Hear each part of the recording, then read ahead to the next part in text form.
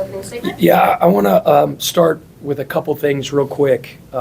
Outside of basketball, I value so much what you guys do in reporting on Louisville basketball, and you guys are all pros, and you pour your heart and soul into your craft. And as we know, a member of your crew we lost this week in Ben Gumble, way too young at 28 years old. Somebody that loved what he did. I like to think a guy whose career was going like this and just taken too early. So my thoughts, my prayers, my condolences go out to Ben's family. And then the other thing I want to address is obviously the disaster that's happening, right now in the state of Kentucky with all of the floods. Again, my prayers, my heartfelt prayers and condolences go out to the families of the victims of the 14 people that lost their lives in the horrible flooding. It's just talking to our team and just a reminder of just how precious life is. And in this state, although you have Kentucky fans and you have Louisville fans, there's such pride in the state of Kentucky and in being a Kentuckian. And we all mourn the loss of those people. I believe Dana provided a link that people can donate to, help the cause of the floods and things like that. Am I? The funerals, yeah. Yeah, and the funerals of the victims. So if you find it in your heart to make a donation, it would really go a long way and mean a lot. So as far as the game tonight, I think the first thing, and there's probably a good chance we'll play them again in the conference tournament because Coach Hamilton's teams are always gritty and tough, and they'll be playing their best basketball there at the end of the year. So I don't want to say this is the last time I'll play against them because there's a chance that it won't be.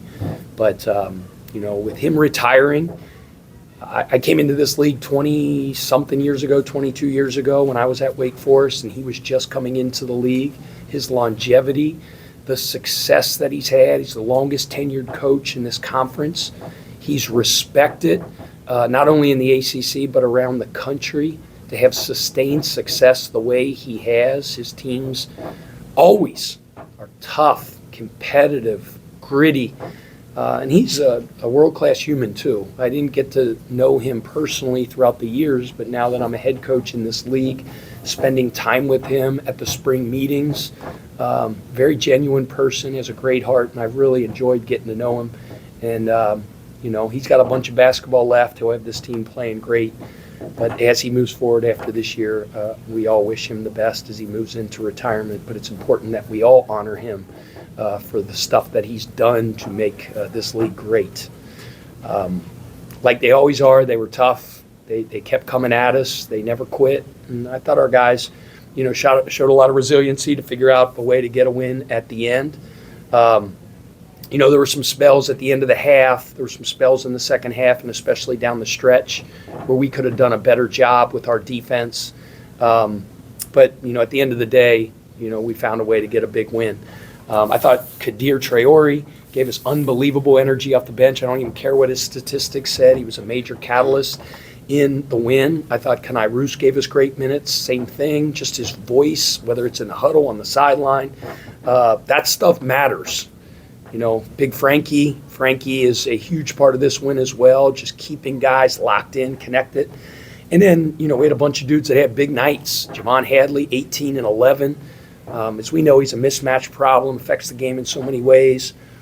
Chucky Hepburn had an unbelievable stat line. He had 5 steals, 29 points, got to the free throw line a lot. Terrence was in foul trouble a lot, so, it was hard for him to get in the rhythm of the game, but I thought he continued to give us great minutes and just to be that presence out there. And, we're just lucky and fortunate to come out with a win. Questions for Coach Kelsey? We've got microphones. Raise your hand. Sean, go ahead, and Ken. Coach, Florida State's big, physical. They throw a lot of bodies at you. Just talk about, Javon Hadley plays 38 minutes tonight, and he's battling down there against just the numbers and the hordes of just different big guys. Just talk about his work and just that be able to do that. Only picked up 1 foul the whole game. Just kind of talk about his work down there. Yeah. You know, I'm not here to talk about, you know, anything to make anybody feel sorry for us, because every team's dealing with adversity. But like, our rotation was a little bit messed up today because we had some guys, you know, sick throughout the week. Like, Rain was drained today. You know, he gave us great minutes, but, you know, he didn't have his normal legs. You know, Noah, you know, same thing. So, I mean, those guys both were ready to play and gave it everything they got. But, you know, we had to get them in and out of the game just because of, you know, fatigue and things like that. So other guys really had to step up and play more minutes, more responsibility than ever. And then, you know, we're dealing with some foul trouble. Chucky was in foul trouble. Fat was in foul trouble. And that's why it's so important to get contributions from other guys like Kadir, who was huge tonight. So, but yeah, I forget the question you asked. I started talking. What did you say? No, just Javon just playing. Yeah, so many minutes against all Javon, these big guys. and that was my point, right? So he played 38 minutes. He had to do so many things. Like, he had to guard that big dude inside number 12, who's a phenomenal post player, as good of a post scorer, feet, hands, IQ as we have in this league. He's really, really good. I think he was the junior college player of the year last year. And you're right. You know, we asked Javon to do a lot. We asked him to guard the best perimeter player at times. We asked him to guard the best post player at times. Not always, but he just does it with a smile on his face. He's a lunch pail, as lunch pail gets, blue collar, and has just had a phenomenal year for us. Sorry.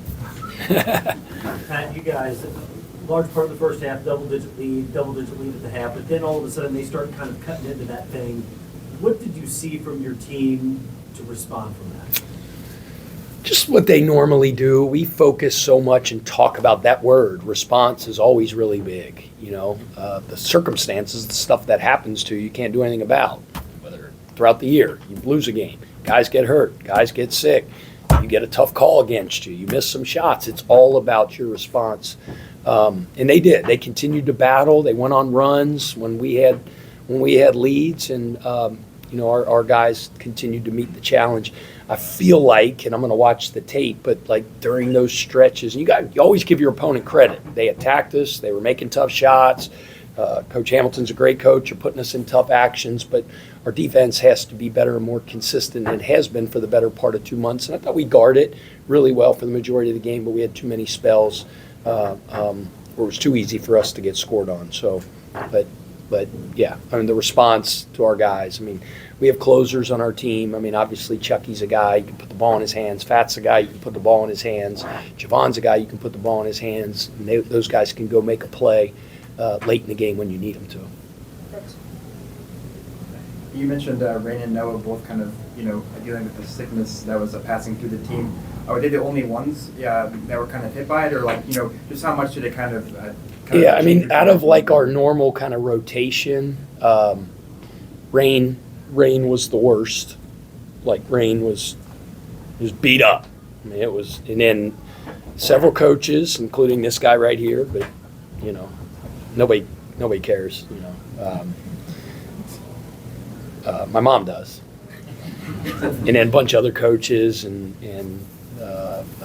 some of our, you know, managers, GAs, stuff like that. There was a bunch of people. We were very fortunate that it really didn't get into our lineup. So not, you know, a rotation. So knock on wood, it doesn't happen, because it was a brutal 36 hours.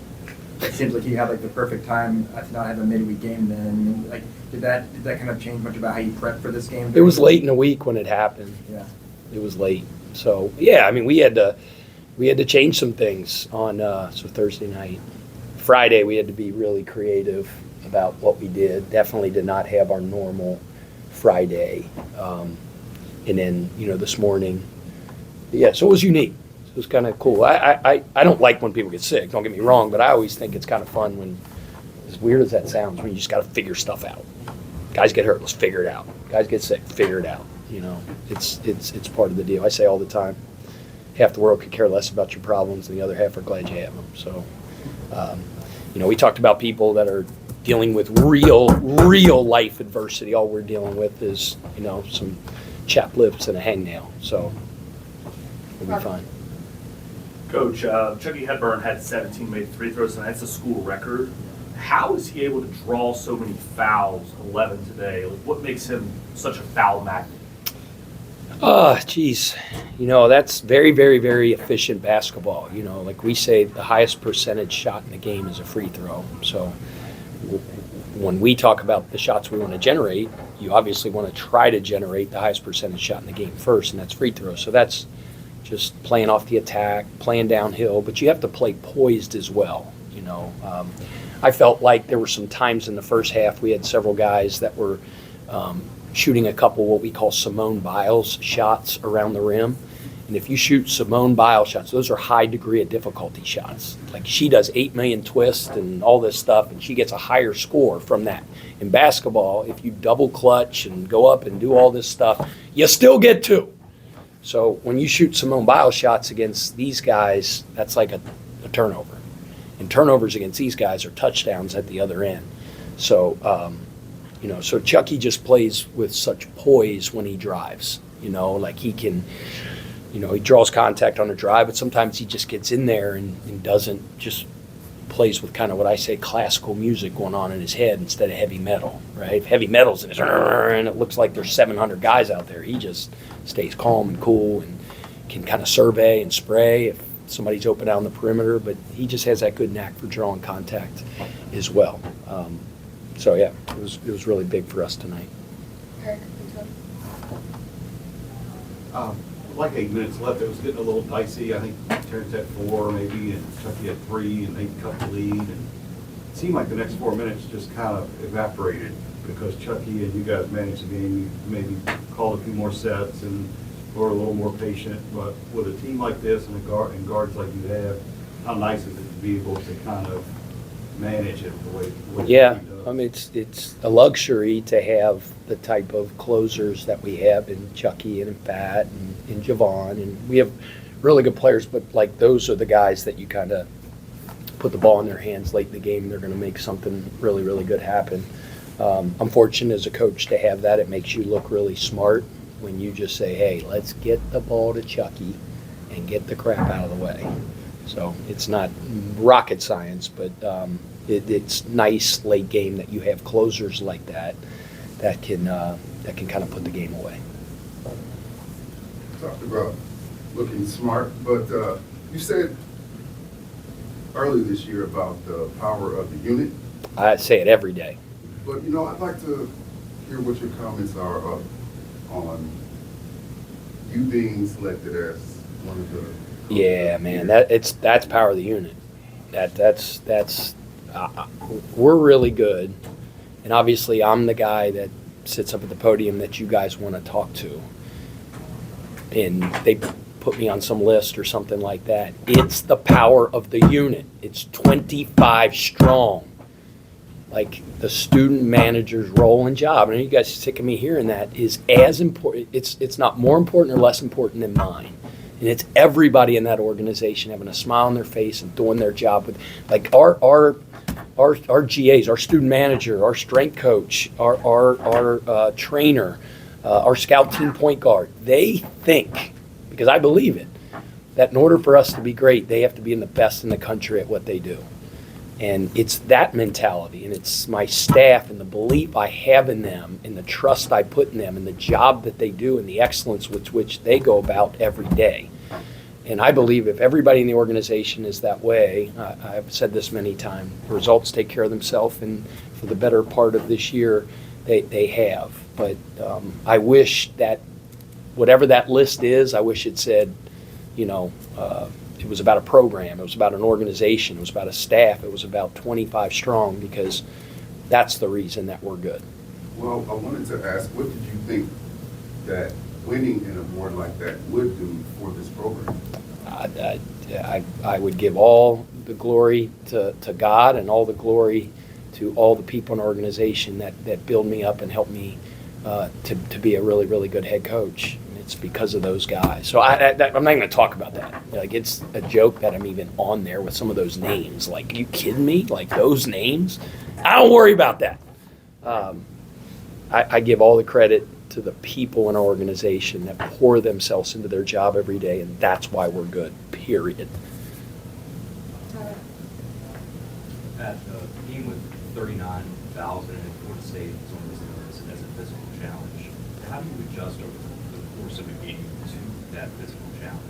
Yeah, I mean, I think it's important that you always adjust to a game, how it's being called, whether it's the physicality in a game, whether it's whatever it is, and I think good teams kind of can adapt throughout the course of the game. But man, they're always physical, they're always tough, they're always gritty. So you just knew coming in the game that it was going to be that way. We knew we had to be great in transition, and part of being great in transition was taking care of the ball, playing clean, because you don't want turnovers for touchdowns. Defensive rebounding was going to be really big because they have a ton of guys that crash the glass.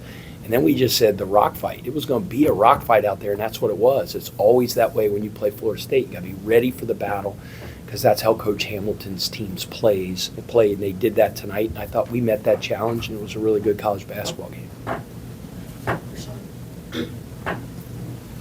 Coach, you out rebound Florida State today, 31-27. Your team has consistently been on the positive side of the rebounding battle, even though you're undersized. Against a big team like that, what makes your team so good? I don't know how undersized we are, but even if you say we are undersized, I always say, because my mentor, Coach Prosser, used to say, it's not how big you are, it's how big you play. And we really, really value rebounding. We preach it, we teach it, we grade it, we celebrate it. Rebounding is like defense. It's an attitude.